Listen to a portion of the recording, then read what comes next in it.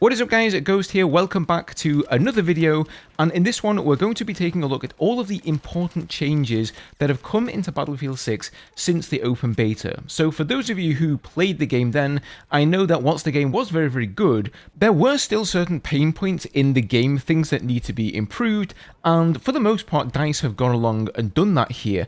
I will say I think they've changed some things for the worst, most of them for the better, but in any case we're going to go everything here in this video. As always, if you guys enjoy the content on the channel, don't forget to hit that sub button to stay up to date with everything Battlefield, and thank you guys so much for the support. So you may have noticed yesterday that a lot of gameplay came out from certain content creators who were invited to a special event. They got to play a new build of Battlefield 6 that had tons and tons of changes in it since the one that came out with the open beta. And a website by the name of Tweaktown has put out a really great article compiling a lot of these great changes. This article is written by the senior editor Costa Andridis, and he starts this article by saying the recent Battlefield 6 open beta was huge, with EA and Battlefield Studios confirming that over 450 million matches were played with almost 5 billion enemy kills and over $196 billion in destruction and damage caused to buildings and infrastructure. With it being the biggest beta in the series' history, and the positive feedback making it one of the most highly anticipated releases for the holiday 2025 season, the teams at Battlefield Studios have taken all that data and made several subtle and meaningful changes to the core game. We got to check them out as part of a recent multiplayer preview session where we also got to explore the new Mirak Valley map and the return of Battlefield 3's sprawling Operation Firestorm, which looks and feels like a modern version of that map, tuned for Battlefield 6's vehicles and destruction.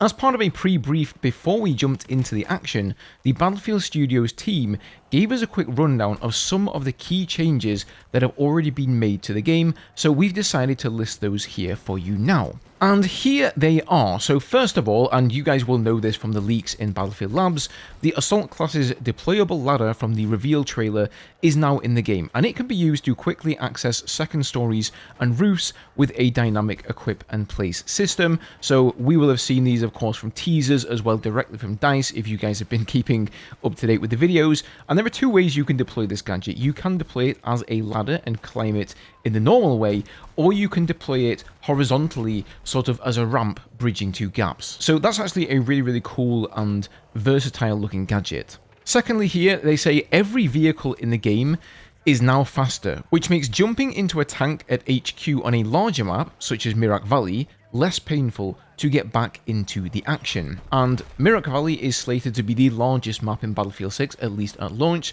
so I think that's going to go a long way. And to tag into that here, the next one is that helicopter engine power has been boosted so they feel more like their Battlefield 4 variants when it comes to speed and maneuverability. Now yesterday on stream we were watching some of this creator footage. I was watching one of Torvis's videos. I will link that video of his down below because he had a really good round showcasing just what the helicopters are capable of now. And whilst I haven't played this build for myself, you know, they did look better, but I don't think they quite looked on par with Battlefield 4 helicopters. Like, maybe I'm wrong, you know, I'm going to sort of reserve some of my judgment here because again, I haven't tried it. But that's just the way that they look. Like, they've improved since the beta, and I think DICE are going in the right direction, but they might not quite be where I think they need to be. Okay, so next, first-person views in vehicles have also been improved for visibility to the point where they are now just as viable as firing in third person. So if you played the beta, again, you will have noticed that like the first-person view, especially in the air vehicles, was just very cluttered, crowded. There was a lot going on there. It made aiming really hard, and it's just easier to do it in third person. So that's really nice to hear that. Then they say that the OP M87A1 Shotgun is no longer a one-hit kill weapon. It now takes more shells to score a kill. So this is the overpowered shotgun, right, from the beta, that basically one-hit kill people up to ridiculous ranges.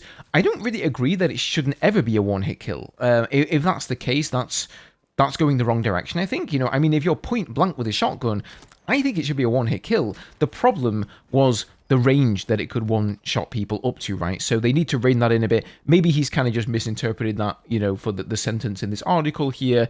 I'm pretty sure it's got to be able to one-hit kill people at very close ranges, but, you know, if it still can, then I think it's fine if they just broaden the range a bit. There have been several adjustments to the way weapons behave, with recoil and firing characteristics now more accurately reflecting the chosen weapon. There have also been changes to the range differentiation between weapons, so long-range weapons will feel more like long-range weapons. So again here, in the beta, you could really turn most of the guns, at least the good guns, into laser beams if you equipped the correct attachments. It didn't feel like you had to burst the weapons, and as they're talking about here, some weapons that are more long range are going to be more accurate and feel therefore more like long range weapons because of it. Some of the more short range weapons that probably have a bit more power will feel harder then in turn to control at those longer ranges. At least that's how I would assume it will work. There have been adjustments to movement mechanics with the slide and jump speed reduced so it doesn't feel too fast or unpredictable. On the other hand, firing when jumping or sliding has reduced inaccuracy, so skillful movement is better rewarded. Now, I've seen some clips of this, I've watched some videos as well, and I didn't really have a major problem with them nerfing the movement in the game because I didn't make use of those mechanics of I'm just not one of those people who's really jumping too much around corners or trying to slide around corners. I was rather using those mechanics defensively than offensively, so I haven't found that it's made much of a difference to me.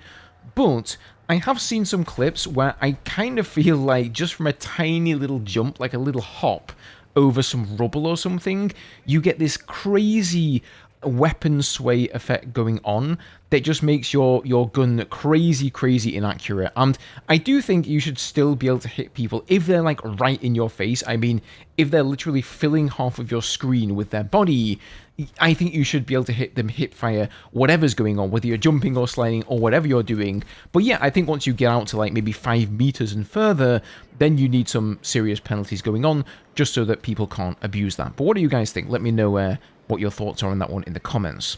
And then they say backend and server-side updates to hit detection and netcode have also been improved since the beta, so obviously we can't really see much of a representation of that. We're just going to kind of have to trust them on it and hope that it plays better once we get our hands on the full release. And this is just the beginning, apparently, with the team set to fine-tune, make improvements, and implement changes right up until launch. During the launch window and post-launch, Battlefield 6 is a game that will receive ongoing support for some time. So that is good to hear. So those are sort of the main mechanical changes for Battlefield 6. On the whole, I think they're all good improvements, but there are a couple of things, well, one of the things that they've added and one thing that they haven't taken away that I think still need to change. One of them is the fact that open weapons is still going to be, or being pushed as, the main way to play in Battlefield 6. And along with that, you've got the Assault class that has this weapon sling ability where you can take 2 primary weapons. And what better to perfectly demonstrate this than this little clip here from Stoddy, who posted over on X. And here he's playing as the Assault class, and is he running around as a recon? No, of course he's running around as Assault. Why? Because he can have a sniper rifle as his primary, because it's open weapons, right? So there were no restrictions there. But then if you look on the number 3 key, he's got a carbine, and that is the weapon sling ability, of course, of the Assault class. You can't take any of the synergy weapons, so he can't take an assault rifle, but you can take a carbine. And as we know, the carbines are almost as good. Some of them, I would say, even as good as some of the best assault rifles in the game. And so now he's running through a house, he can go and pull out the assault rifle if there are enemies around the corner there. Obviously, he's just kind of showing off his sniping clips here, but you will see in a minute this helicopter lands, and he sort of instinctively goes to reach for his carbine because he knows he's getting up into a close-range firefight. Now, in past Battlefield games, if you're in this sort of situation, you would have to reach for your pistol. The pistol has limited ammunition. You're not going to be able to take down 3 people. See, right there, he pulls out the assault rifle, and he would have been absolutely fine if a couple of infantry players jumped out of there. Not to mention, he's also got a grenade launcher. I don't know, just every time I see these kind of clips that really showcase how you can combine the different classes with the open weapons, it just kind of feels like all the identity has been lost, and well, really, for lack of a better phrase, it feels very Battlefield 2042, and I personally just do not like that. But again, maybe that's just me. Let me know what you think down below.